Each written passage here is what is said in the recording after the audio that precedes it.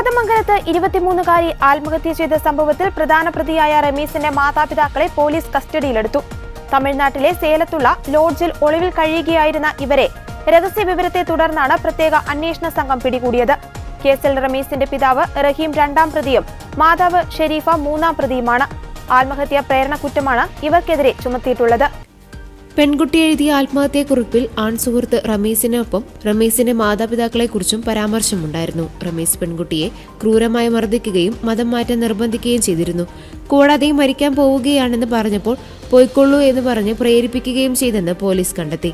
മാതാപിതാക്കൾക്കും ഈ സംഭവത്തിൽ പങ്കുണ്ടെന്ന് വ്യക്തമായതിനെ തുടർന്നാണ് ഇരുവരെയും പ്രതി ചേർത്തത്. റമീസിനെ ആദ്യം പ്രതി ചേർത്ത് അറസ്റ്റ് ചെയ്തെങ്കിലും അന്വേഷണത്തിന് ശേഷമാണ് മാതാപിതാക്കളെ പ്രതിപട്ടികയിൽ ഉൾപ്പെടുത്തിയത്. ഇരുവരെയും അന്വേഷിച്ച് പലതവണ അന്വേഷണ സംഘം വീട്ടിലെത്തിയെങ്കിലും പിടികൂടാനായില്ല. പിന്നാലെയാണ് രഹസ്യവിവരത്തെ തുടർന്ന് സേലത്ത് നിന്ന് ഇവരെ പോലീസ് കസ്റ്റഡിയിലെടുത്തത്.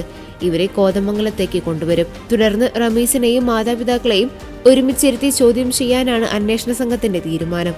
റമീസിനും മരിച്ച പെൺകുട്ടിക്കും പൊതുസുഹൃത്തായ സഹദിനെയും കേസിൽ പ്രതി ചേർത്തിട്ടുണ്ട്. ഇയാളെ ഇതുവരെ പിടികൂടിയിട്ടില്ല. സഹദിന്റെ സാന്നിധ്യത്തിൽ യുവതിയെ റമീസ് മർദ്ദിച്ചിരുന്നു. ഇത് കണ്ടിട്ടും സഹദ് തടഞ്ഞില്ലെന്നാണ് കണ്ടെത്തൽ.